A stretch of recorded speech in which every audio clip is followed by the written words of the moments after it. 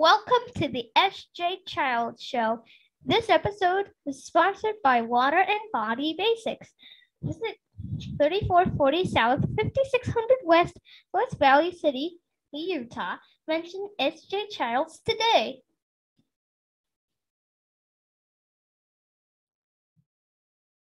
And welcome to the SJ Child Show. I'm your host, SJ Childs, and today I have a wonderful guest, a guest who is a podcaster, fellow podcaster, a wellness e-commerce owner. I know you're not a coach anymore, so I won't put you in that category, but you do so many wonderful things for the community, so much value in what you have to offer. Rita, thank you so much for being here today.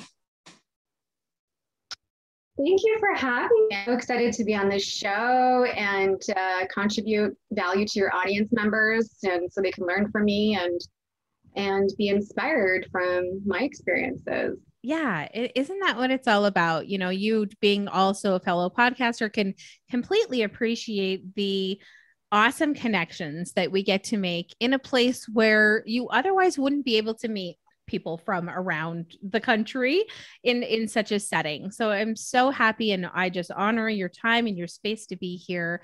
Tell us a little bit about yourself and what got you started.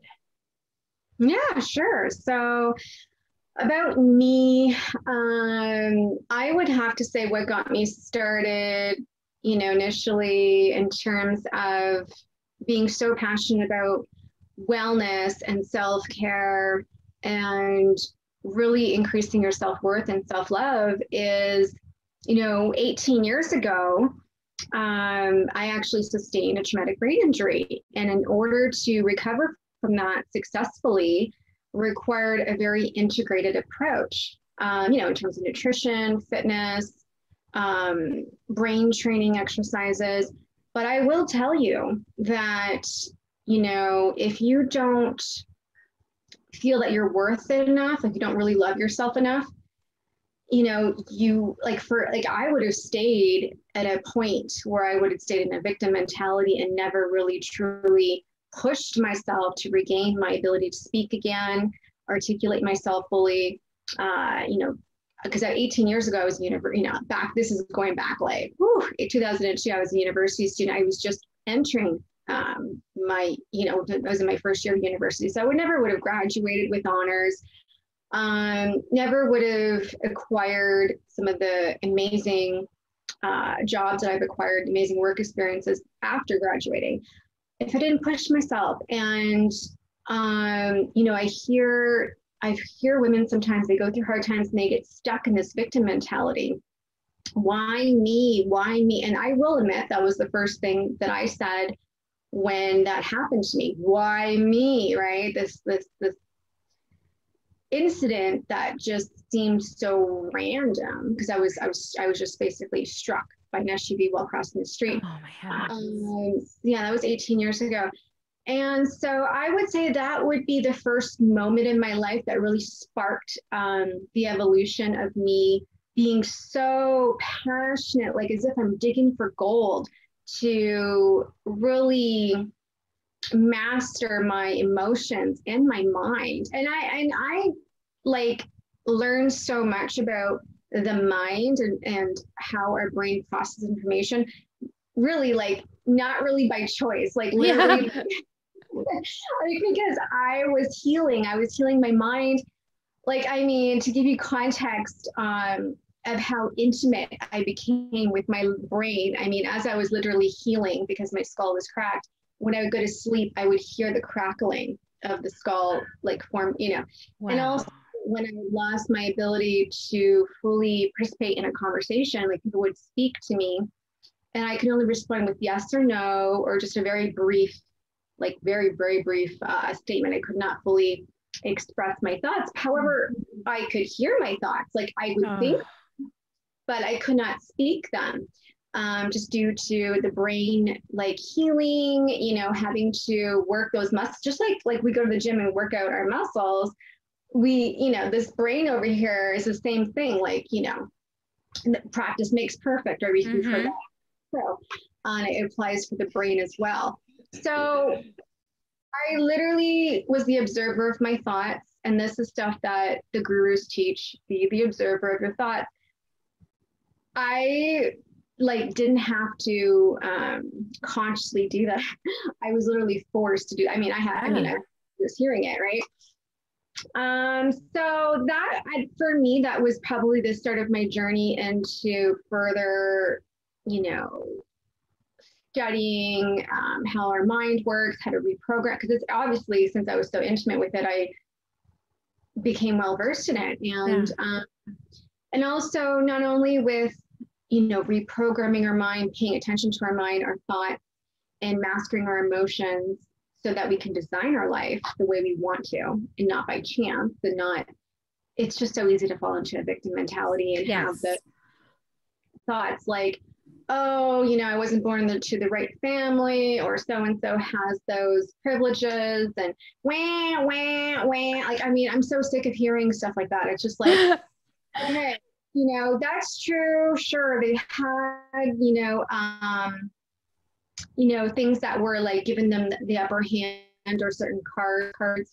But we also know on the other flip side of the coin that there's been so many people that literally were born in, didn't have the silver spoon, like the Oprah Winfrey's and her father, Aaron Spelling. And just a myriad, Walt Disney even. So, so it's a choice. And so my mission is to empower women. I hear so many, oh my goodness, like so many stories of women through podcasting and through like having my podcast, listening to the stories of my podcast guests. And also I'm on Clubhouse as well. And I'm just like literally listening to the real life stories of these women who have, suffered abuse, and left those abusive relationships and went on to accomplish so many amazing things. Like the stories I've heard, like horrific abuse, like both on a psychological stance and also on a physical stance. Like I actually just had a guest on my podcast to like just jaw-dropping stuff. And they got out of it and healed themselves and empowered themselves to start their own businesses and share that message of empowerment with other women. So it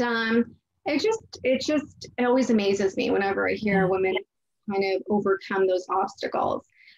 So that is like the motivation behind happybeingwell.com, is literally providing super amazing products that you can't help but use so that you can have a better quality of life through fitness, through meditation, guided meditation, quiet meditation, journaling, getting to know yourself, self-discovery, learning to be a better manifester. And it's not just woo-woo. You're like, when you focus on what you want in life, you activate your reticular activating system. So, like manifesting, it is a science, it's backed by science, in terms of brain science. When you activate your reticular activating system, all of a sudden what you want is all you can see. Opportunities start to pop up. What actions to take, the right people show up, and that's just how it works. And I just feel like, there's always more and more women to help. And that's my mission, because I've been there myself. And I love that. I mean, what an inspiring story. Number one, thank you so much. And wow, you really had to rewrite your life script from where you were at, right? You had to learn how to communicate again. Those are just really inspiring, traumatic things to have to go through. And people take for granted those things every day. They take for granted the space to be able to speak freely, the space to have control over what they say, or, the thoughts that they're going to produce out to the world. And something that you probably don't ever take for granted now. And I think that, Oh yeah. that's huge. That's huge, and that's why you're such a great leader and such a great teacher for this purpose. Excuse me, because of those skills that you've now been, like you said, forced to have. So that's interesting. It sounds like the Happy Being Well, is really good for the other women. How have you found personal growth or that with yourself and the podcast? By being a podcaster, I would say, every time I listen to a woman's story, because, Happy Being Well is centered around empowering women. So women come on and share their empowering stories of how they went from victim to triumph, and sharing their success strategies. Just it's always touching just to hear more women, like literally connecting with them and hearing their story is just gives me more fuel to further amplify the mission of happybeingwell.com, to empower women, because there's still, like, let's face it, women are being abused right now as we speak. They're in marriages that they're a victim and they're stuck in, or it doesn't have to necessarily be a marriage that they're being abused in. Maybe they're in a job they don't like and they're being bullied at work. And it's a toxic work environment, yet they stay, or they don't have enough courage to take the actions to create the life that they want, whatever that looks like to them, whether it's, moving, if they wanted to move somewhere else, or manifest the right partner, or, or even start dating again, or whatever that is. There's still a lot of women who are stuck. Yeah. What is a couple things of advice that you might give to someone at the beginning of this process? The beginning of the process starts with awareness.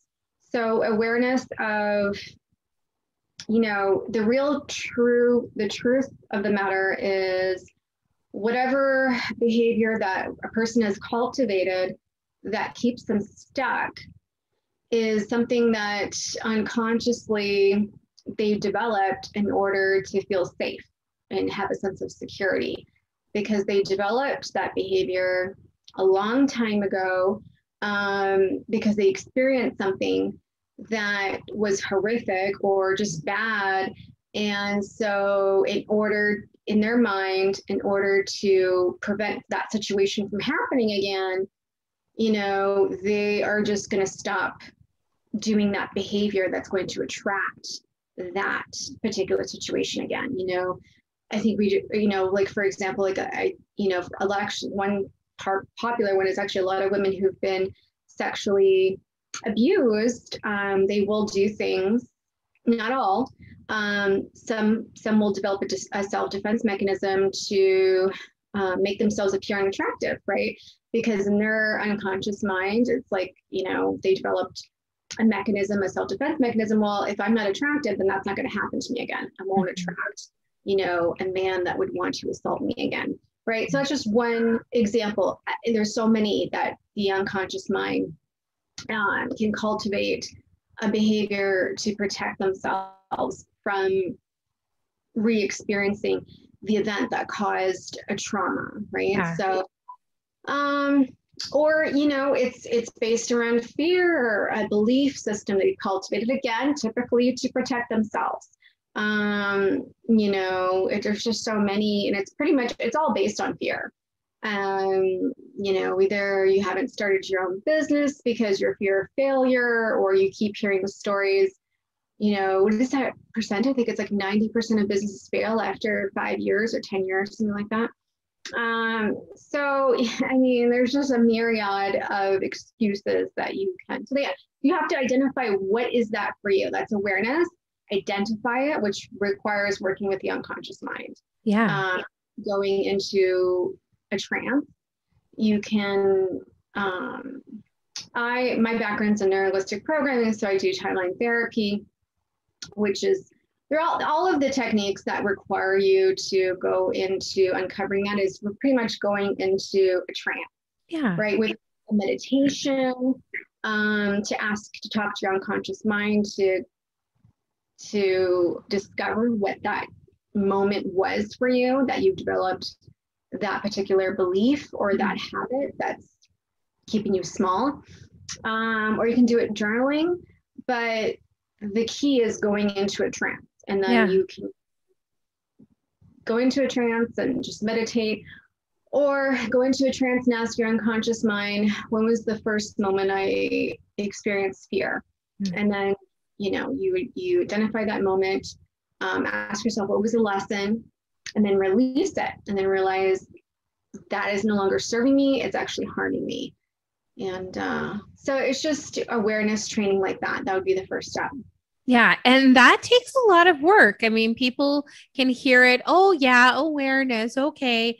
But the work it takes and the involvement it takes, the commitment of not only them, but you, the commitment you are giving these women to help them identify. Because as you were talking, I mean, I have all these great, thoughts and all of these things I have to remember to bring back up.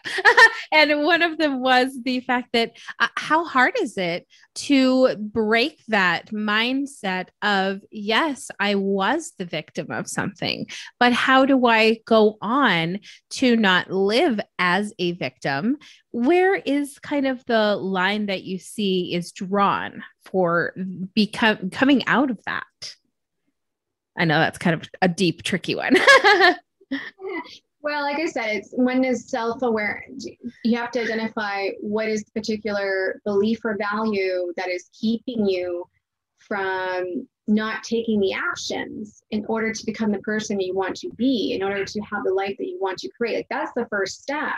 Because if you don't have that awareness, you're not going to be able to remove the block, right? Mm-hmm. So once you remove the block, then you have to start incorporating, performing stuff like a self-hypnosis, like, oh, I'm going to, whether it is like, let's just say the person is doing something to make them unattractive as a way to protect themselves from getting assaulted again. So then that would be, okay, well, I'm going to start, going to the spa. I'm going to start going to the hair salon. I'm going to start working out at the gym, start eating healthy, because I'm going to feel so much better about myself. I'm going to have so much more energy and vitality that I can use. What can you do with that energy? What can you do? Because when you feel great about yourself, when you look in the mirror and you see your skin glowing, and your hair, in order to have, like, to be happy with your appearance, it involves hair and your skin. Yeah. Right. So you just feel better, especially as women. I mean, you're doing it for yourself, number one, and you start feeling better, and then you're going to start using your energy and time into things that bring you more joy. Maybe you're going to want to do more social activities. Maybe you want to host more dinner parties and with friends. Maybe you want to make new friends. Yeah. And experience more of that joy. I mean, we're never going to be able to form deep connections with other people if we're not connected, if we don't have a deep connection with ourselves. And, you just have to make that decision. Like, what place do you want to live from? Do you want to live in a place of fear where you don't have that deep connection to yourself? You don't really know yourself. You don't know what's going on with your body and your mind on a deep level. Therefore, how could you possibly know what's going on with other people on a deep level? Isn't that the truth? Right? How can you possibly empathize with them if you're not truly empathizing with yourself? Yeah. It all starts with ourself first. And when you do have that ability to form deeper connections with people, I mean, if you want to start a successful business, let's face it, business is all about people skills, mainly. Yeah. You have to say, even if you are a solopreneur and you don't really have a team of employees to motivate and inspire and lead, you still have to deal with vendors. social like marketing, all of that stuff. Yeah, developing excellent copywriting to inspire and motivate people to take action. If you have great people skills and you understand what motivates them to take action, what's their desires, what are the pain points, and those are things that you cultivate through, because you learn from people. The more you network with people, the more you have those deep connections with people, the more you understand them. But again, it always goes to yourself first. Understand yourself first at a deep level, and then you can understand other people at a deeper level. That's how we're all really connected. That's how we have that connection, is that we're all human beings. We all have a mind, a brain. We all have two hands. We all have two arms. It's just how you use those hands, how you use that mind and that brain that makes a difference. We all have a decision to use our brain, use how we walk, how we talk, how we use our time, how we use our energy. It varies from person to person, and that's your personal choice. Yeah, isn't that the truth? And I think that using, your experience to empower people, I wanted to talk about the kind of couple of the aspects that you had talked about. Meditation, I love it. Going into that trance, going deep into yourself and really finding the answers. My husband, this is a little bit like a daily life kind of thing, but we have a thing where if we can't find something, my husband always says, "Brain, I know you don't know, but if you did, where would this be?" And so, we always like ask these little trick questions to ourselves. And oftentimes you do get the answer because you did see where it was, but my calendar's full, my dinner and kids here and there. And I don't know where this thing is, but my brain certainly kept track of it. So I love that. But I also love to, get behind journaling. I think journaling is such a healthy way, and not that I do it enough, or like I'm perfect example of journaling, but I love to express that there's so many different ways to do journaling. This is practically journaling, right? We're expressing ourselves with one another. We're talking about our highest desires, our needs, our wants, our, expression. And so I like to tell people it doesn't have to be with a pen and a paper. It could be through drawing, through music, through speaking with someone else. Those are all introspective ways to be able to journal, specifically. But I love what you have created in your journaling process, and that's prompted journaling. Let's talk about that a little bit. Yeah. So I love journaling. I'm an introvert, so by nature. I love being around people. I have the ability to be extroverted, but I love that alone time. I love journaling. I love that alone time because that peace and quiet allows me to go deep within. And so I feel you're right. When you're doing a podcast, when you're speaking to another person in this way, yes, it is a form of journaling. It's just, I feel when you incorporate all of the methods, you extract more pieces of you, right? So I'm speaking right now. I'm consciously speaking with you. There's a camera. I'm aware of the camera. I have my makeup on, right? I'm present. Our ego is a little bit at play here, and we're both conscious, right? Yes. We're not in a theta state. We're not meditating. So yeah, there's certain gems that's probably coming out of me based on the questions you're asking me, and vice versa. We're bouncing our energy to each other, and we're stimulating new thoughts right now. Absolutely. But when we are going into a journaling, you're by yourself. It's quiet. There's no cameras. There's no, you're not performing for anybody. So true. Yeah. So there's a different, you can go a little bit deeper when you're journaling, and, you get, you can really extract gems as in terms of why you do the things you do and what you truly want and why do you want those things. What are you really feeling? Are you feeling sadness around this? Are you feeling anger around this? Are you feeling fear around this? And so, and also to the journal, the reason why I came up with the journal prompts is and I've personally experienced this myself, is that, you know, when you're asked a question, we all have experienced this. When you're asked, you know, it forces you to go deep in, like Google, extract the information out of your unconsciousness when you're asked really good questions, and you always kind of go, oh, never thought of that before. So that's the magic of the journal prompts, is that there's questions in there designed to help you go really deep within to get to know yourself better, right? So, example, like there's some questions in there, you know, like I mean, there's over 50 questions in the self-care journal that I've developed. Oh, great. It's free on happybeingwell.com on the resources section. And they're just questions like, you know, designed, like, for an example, like, what was your favorite movie as a child and why was that? You know, what were your favorite books, or what are things that you love about yourself and why?